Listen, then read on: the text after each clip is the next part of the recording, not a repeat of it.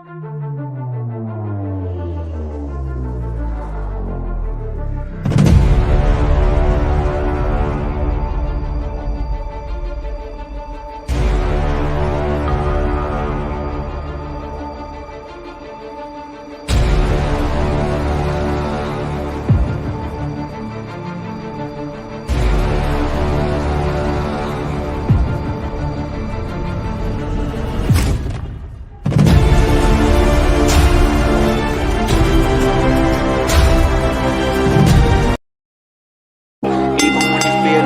can still go. Even when you feel slow, you can still go. Even when there's no hope, you can still go. I never answer to no, man, I still go. Go, go, go, go. Hello, WWE wrestling fans. Welcome to WWE SummerSlam's Greatest Moments with me, WWE fanboy Alex Cardinale.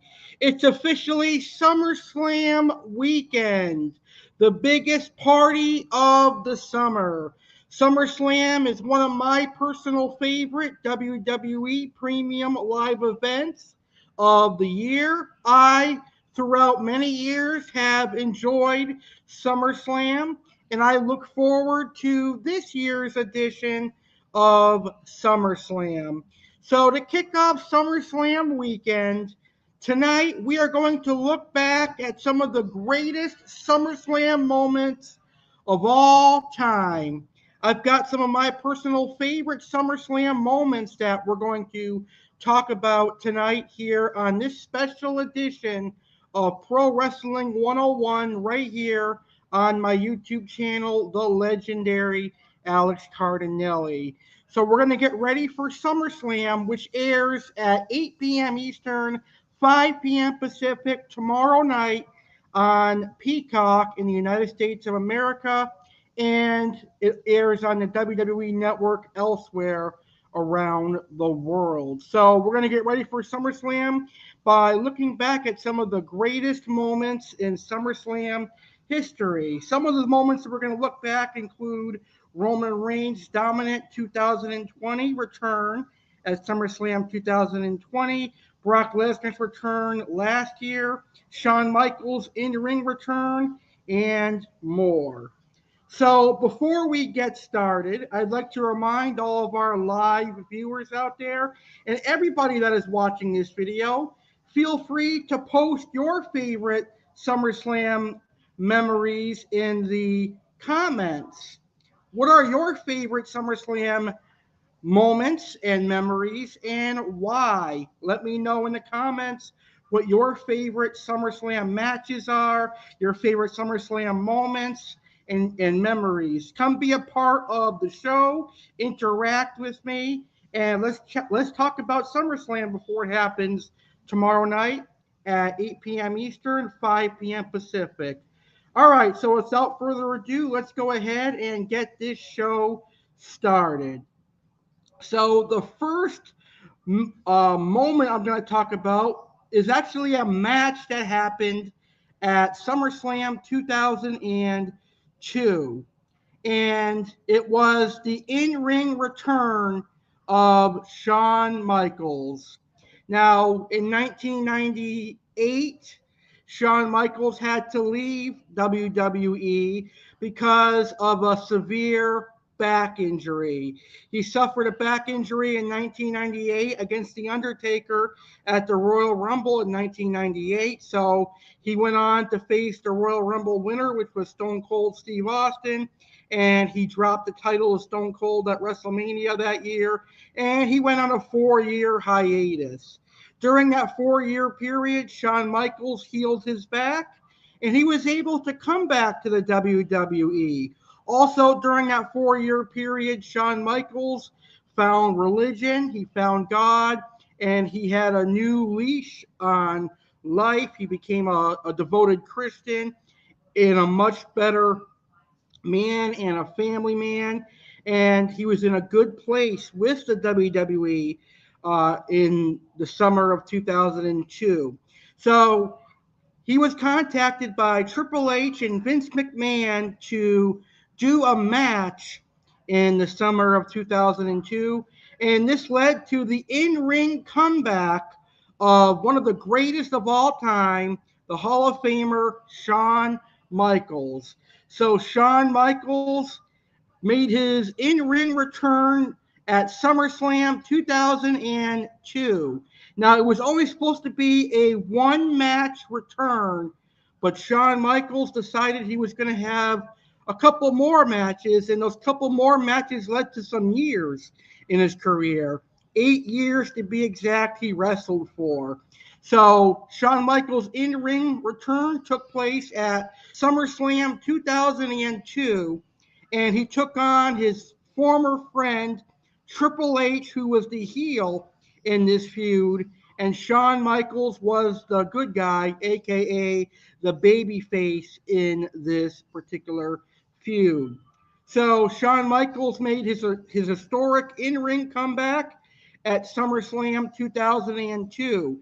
It was a feud that started when it was revealed that Triple H had attacked Shawn Michaels, and it led to a match at SummerSlam 2002. Now, the feud between Michaels and Triple H continued past SummerSlam 2002. It continued for multiple years. And then later on, eventually, DX reformed in 2006, and Shawn Michaels ended his career on good terms with Triple H. But Michaels proved that he may be a great partner with Triple H and DX, but they were even better enemies, and they told a great story as foes. And it all started at SummerSlam 2002. If you're looking for a personal rivalry to watch and watch and watch over and over again, I recommend the Shawn Michaels and Triple H rivalry. And the SummerSlam 2002 match tells a tremendous story. This is a great SummerSlam match that was booked to perfection. Michaels did his high flying spots and his offensive moves, but the game dominated half of the match. But in the end, Shawn Michaels picked up the victory with a roll up. And I thought that was a very interesting way to finish this match, because Shawn Michaels was injured for 4 years, and I thought that maybe a roll-up finish was like a weird way to win after 4 years, but the story continued past SummerSlam 2002, and this kind of propelled Shawn Michaels to be a much better Shawn Michaels than we saw in the 90s. From 2002 to 2010, Michaels was putting on show-stopping matches and delivering. And this match will always be remembered for the classic heel moment that happened at the end of the match, where Triple H took a sledgehammer and buried it into Shawn Michaels' back. A classic heel maneuver that definitely left an impact on fans. So Shawn Michaels and Triple H, one of the greatest SummerSlam matches of all time. I think that's a fitting SummerSlam match and moment to open up our show. And again, my favorite moment from that match is the closing seconds of it, where Michaels gets the roll-up victory, and he's celebrating his victory. And then from behind, you see Triple H with his signature sledgehammer nailing Michaels from behind, a classic heel maneuver. That's a great SummerSlam moment. If you like the heels like I do, you'll always remember that moment. The next SummerSlam moment also comes from SummerSlam 2002, and it's for the WWE Championship. The Rock was WWE Champion at that point, and he was defending his WWE Championship against the next big thing, Brock Lesnar. So this could be the equivalent of Roman Reigns versus Lesnar in 2015, because that's the push that Lesnar was getting at SummerSlam 2002. Now, The Rock and Brock Lesnar had a decent match. It was a really good match. It could have gone either way between The Rock and Brock Lesnar. But what I remember most from the Rock and Brock Lesnar match was that it propelled Brock Lesnar to main event status.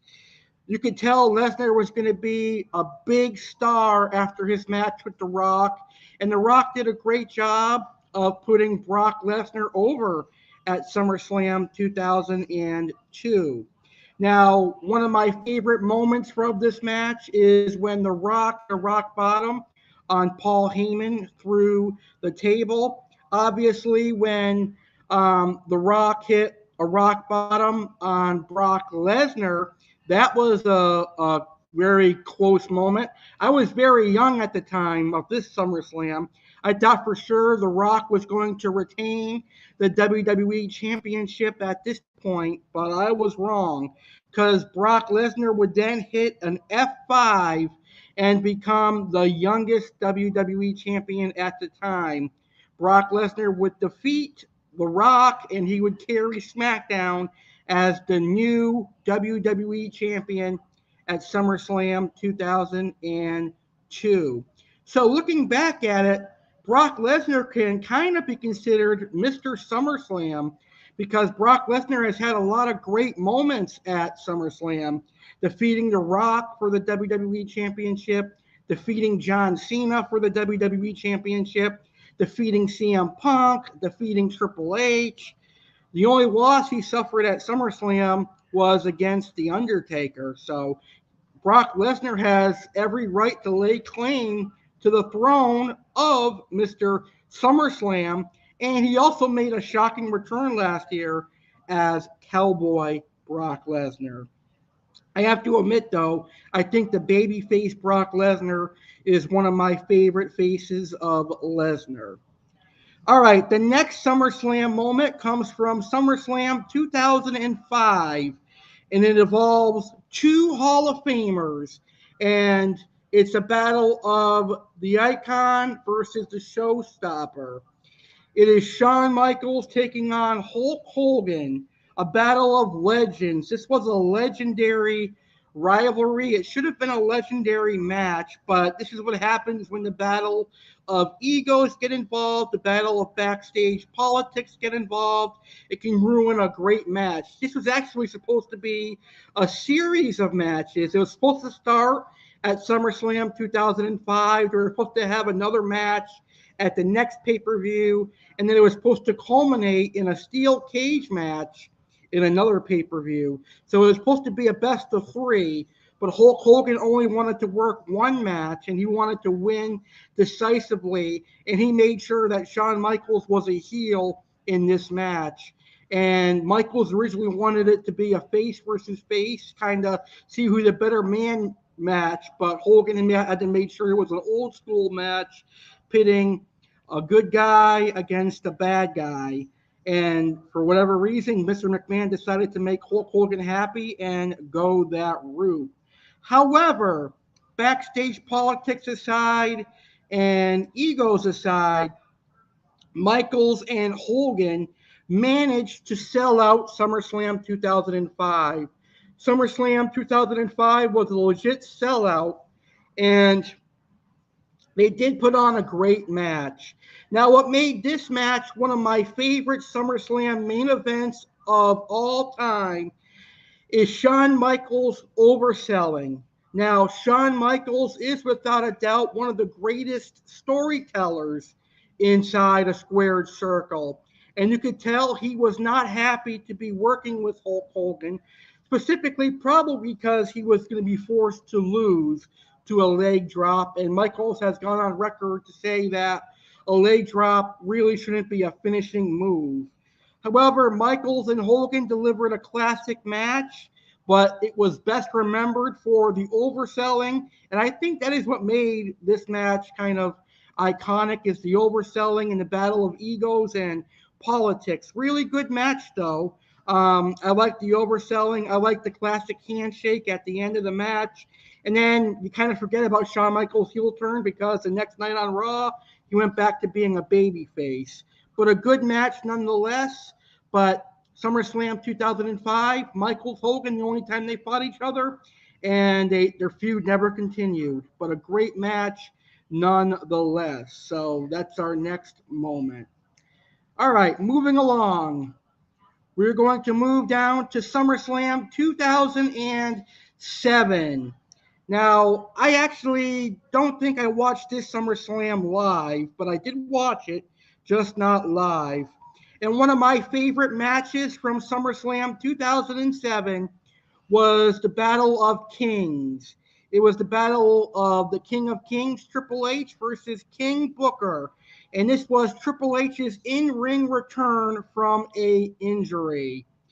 I thought it was a great story heading into this match, and I liked how Triple H had a great opponent upon his in-ring return from a devastating injury he suffered at New Year's resolution that year. A great SummerSlam match, mid-card match featuring two main event superstars. I think Triple H and King Booker definitely delivered. I loved Triple H's entrance at SummerSlam 2007, and the right man won. Triple H won with the pedigree to declare himself the true king of WWE. So we're not just going to talk about greatest SummerSlam matches. We're also talking about greatest SummerSlam moments. And the next moment that I am going to talk about is actually a in-ring segment that took place at SummerSlam 2008. Now, it was with the bitter Chris Jericho, Shawn Michaels feud. Jericho and Michaels had a months-long program in 2008 that dragged on, but it was great feud. I really enjoyed it. It was a really good personal feud. And in SummerSlam 2008, Michaels had a eye injury from the Great American Bash, and Michaels was set to announce his in-ring retirement. However, Shawn Michaels' wife, Rebecca, would get involved in the promo, and Chris Jericho would attempt to punch Shawn Michaels. Shawn Michaels would duck, and then inadvertently, Jericho would hit Michaels' wife, Rebecca. That only added fuel to this rivalry, and it made it even more personal, and I think it created an awesome must-see finish to this feud, and that finish came a few months later at No Mercy, I believe, or Unforgiven, one of the two, where Michaels decimated Jericho in a no holds barred match. But this is one of the greatest SummerSlam promos, in my personal opinion. Even though it was not a match at SummerSlam 2008, it delivered, and it's going to leave an impression as one of the greatest promos at a SummerSlam pay-per-view, because Shawn Michaels' wife was knocked out by Chris Jericho, and it only added feel to that personal rivalry in 2008. A great SummerSlam segment there. I really enjoy that. So Cyclo is in the house, and Cyclo says, "Hi, Alex. Long time no see. Hey, how are you? Thank you so much for tuning into the show today. Happy to see you here. Thank you so much for watching today's video. Glad to be back. All right. So we're going to move down to SummerSlam 2012. And it was Triple H versus Brock Lesnar in the main event of SummerSlam 2012. This was a great matchup. And what's memorable about this match is that Brock Lesnar once again broke Triple H's arm, and Brock Lesnar got a decisive victory over the game Triple H at SummerSlam 2012. So this feud started when Brock Lesnar returned to the WWE after Brock Lesnar lost to John Cena at Extreme Rules 2012. He demanded a contract that specified a lot of money. Raw would have been titled Monday Night Raw starring Brock Lesnar. A whole bunch of unnecessary demands. Triple H came out the next night on Raw and said that Brock Lesnar would not be getting a contract like that. He would have regular talent contract. And this angered Brock Lesnar, and this led to Brock Lesnar attacking Triple H, breaking his arm. Triple H would be gone for a few weeks, and then he would come back and issue a challenge for SummerSlam 2012, which brought back Brock Lesnar's advocate, Paul Heyman, who initially declined the challenge, but on Raw 1000, Paul Heyman was pushed to his limits and he accepted a match with Triple H at SummerSlam 2012. This feud also saw Brock Lesnar attack Shawn Michaels and break his arm. We know that Shawn Michaels and Triple H are great friends. So at SummerSlam, Triple H was fighting to get redemption for his broken arm and his best friend Shawn Michaels' broken arm. It was a back and forth battle. And we know WWE likes to end SummerSlam with no-hold-barred matches, street fights, things like that. I think in 2012, this match delivered. Now, 10 years later, we're going to get Roman Reigns versus Brock Lesnar in a last man standing. Will it live up to the standard that Triple H and Lesnar did 10 years ago? We shall see. But at the end of the day, Lesnar broke Triple H's arm again and got a victory over Brock Lesnar at SummerSlam 2012. And this really set a precedent for Brock Lesnar in the next few SummerSlams because he continued to dominate for many, many years. But I really enjoyed SummerSlam 2012, even though I was rooting for Triple H. It was good to see Brock Lesnar back at SummerSlam getting a victory. So the next three moments also involve Brock Lesnar. Like I said, I think Brock Lesnar is Mr. SummerSlam because he has a lot of SummerSlam moments. Let's look forward to SummerSlam 2014 when John Cena was defending the WWE World Heavyweight Championship against Brock Lesnar. Brock Lesnar absolutely annihilated John Cena. We just recently celebrated John Cena's 20th anniversary with the WWE. But at SummerSlam 2014, John Cena probably took the biggest ass whooping of his career when he defended the WWE World Heavyweight Championship against Brock Lesnar. Lesnar delivered many suplexes, many F5s, and he absolutely dominated John Cena, and he became the WWE World Heavyweight Champion. And let's not forget, this is after Brock Lesnar ended the undefeated streak of The Undertaker. So Brock Lesnar had a lot of heat going into this match. And then when he dominated John Cena for the WWE World Heavyweight Championship, it added more fuel to his heat. Lesnar was a dominating heel, and he dominated SummerSlam. And John Cena is a perfect example of Brock Lesnar's dominance at SummerSlam. I enjoyed SummerSlam 2014. I know a lot of fans were upset at the finish of how Lesnar dominated John Cena, but it was a great match. Now, perhaps one of the most controversial SummerSlam moments came in SummerSlam 2015 when The Undertaker battled Brock Lesnar. The Undertaker was looking for revenge because Brock Lesnar ended the undefeated streak of The Undertaker at WrestleMania 30.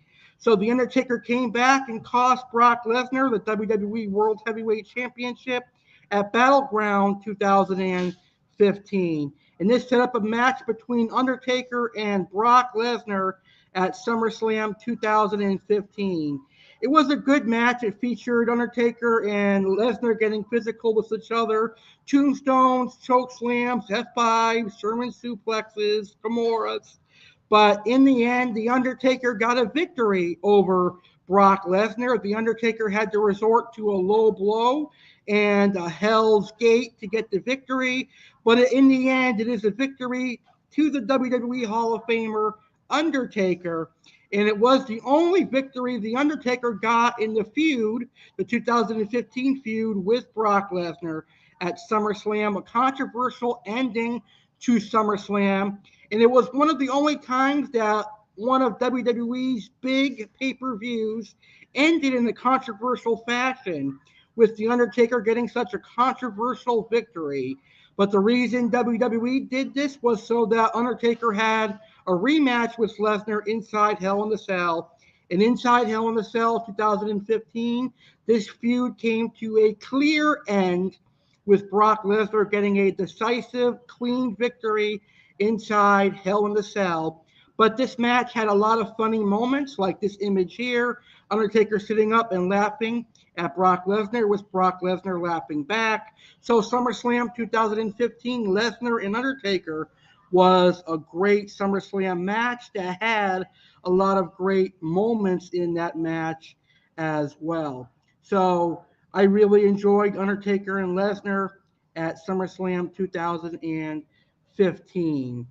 Now, I want to get to an honorable mention before we get to our final great SummerSlam moments. SummerSlam 2004, when Randy Orton became the youngest WWE World Heavyweight Champion in history. It's unfortunate, though, that the person he defeated to become the World Heavyweight Champion is such a monster and a murderer. But Randy Orton definitely deserves recognition for being another great competitor and having a great moment at SummerSlam for SummerSlam 2004. Now, speaking of Randy Orton, that brings us to SummerSlam 2016. And again, this involves Brock Lesnar. Brock Lesnar battled Randy Orton at SummerSlam 2016, and Brock Lesnar absolutely dominated Randy Orton. He left Randy Orton in a pool of his own blood. It was so bad that Chris Jericho thought that Brock Lesnar was taking liberties with Randy Orton, and he wanted to fight Brock Lesnar backstage. But obviously, this was all a planned finish for the match. So Brock Lesnar beat Randy Orton so bad that he won by knockout, which very rarely happens in the WWE. Does a superstar win by knockout? But my favorite moment from this main event of SummerSlam is Brock Lesnar hitting an F5 on Shane McMahon. I thought for sure we were going to get a Brock Lesnar versus Shane McMahon match, but we never did. But it was cool to see Shane McMahon take an F5 from Brock Lesnar. Great moment at the end of a match that was kind of one-sided for a while, and it ended up being a one-sided finish to SummerSlam 2016. All right, let's look back at SummerSlam 2018 in what was Ronda Rousey's very first women's championship, or actually her second women's championship match.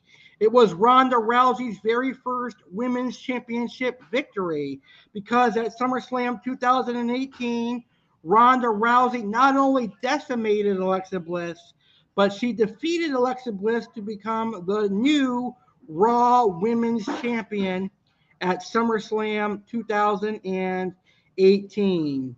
Now, the match started off in a very goofy and stupid way, with Alexa Bliss kind of being terrified of Ronda Rousey. I didn't like that at all. I wanted this to be more of a traditional match.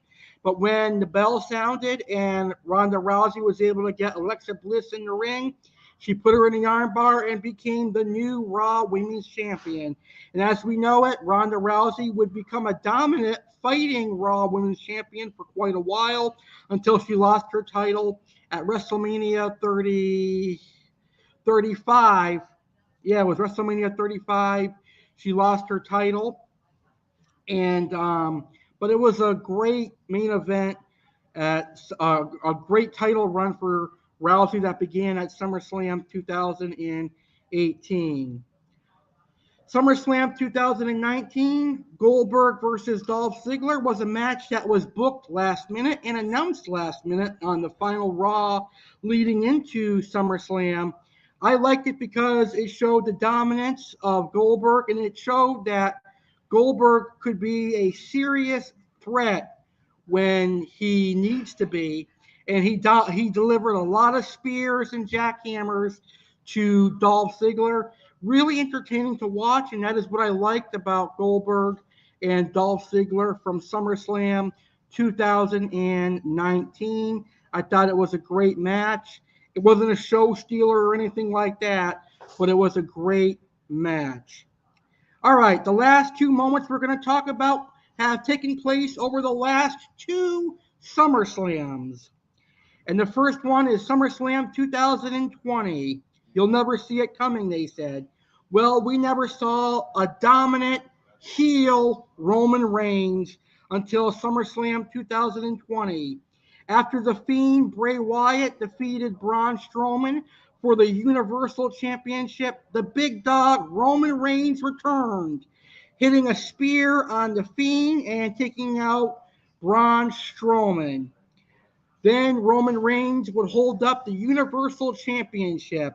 Roman Reigns would then go on to become the Universal Champion at the next pay-per-view following SummerSlam, and Reigns has not lost the title yet. Roman Reigns has been Universal Champion since Payback 2020, and he's been Universal and WWE Champion since WrestleMania 38. So a dominant heel returned at 2020 SummerSlam, and here we are heading into the second year of Reigns being a heel, SummerSlam 2022. Is this where Reigns could lose his title? We'll have to find out. But definitely, Roman Reigns' SummerSlam 2020 return was definitely something that we did not see coming, and it was a great way to conclude the first SummerSlam of the new decade with a heel Roman Reigns. I really enjoyed that moment and that return by Roman Reigns. I always thought that Reigns was a great wrestler. Some people didn't disagree with that. Some people feel that Roman Reigns was force-fed down our throats, but he's a great superstar in his own right. And last but not least, the last greatest SummerSlam moment that we're going to talk about comes from the conclusion of last year's SummerSlam, and that is the return of Cowboy Brock Lesnar or babyface Brock Lesnar. So Paul Heyman sided with Roman Reigns during Brock Lesnar's hiatus, and Paul Heyman became the new counsel for Roman Reigns and the Usos and the Bloodline. And this had to not sit well with Brock Lesnar. It probably angered Brock Lesnar. So after Roman Reigns defeated John Cena at SummerSlam 2021, we hear Brock Lesnar's music. And Brock Lesnar returns with a new look, a ponytail, a cowboy hat, and he looks jacked. He looked absolutely stronger than hell. I certainly wouldn't want to mess with Brock Lesnar. So it added a new dimension to Brock Lesnar's character. And when I saw him return last year, I was looking forward to this feud. So this year, Brock Lesnar Reigns feud ends at SummerSlam 2022, 1 year later. We'll see how this feud concludes this year at the conclusion of SummerSlam 2022. Another feud that started last year that will conclude this year is Becky Lynch versus Bianca Belair. That will also conclude at this year's SummerSlam. But again, I'm most looking forward to Lesnar and Reigns and seeing how that concludes this year at SummerSlam 2022. All right, so what are your favorite SummerSlam moments? Let me know in the comments. Post in the comments down below what your favorite SummerSlam moments are. I, WWE fanboy Alex Cardinale, would like to say thank you for watching this video. I certainly hope you enjoyed my greatest SummerSlam moments. I look forward to hosting part 2 next year, the Friday before SummerSlam.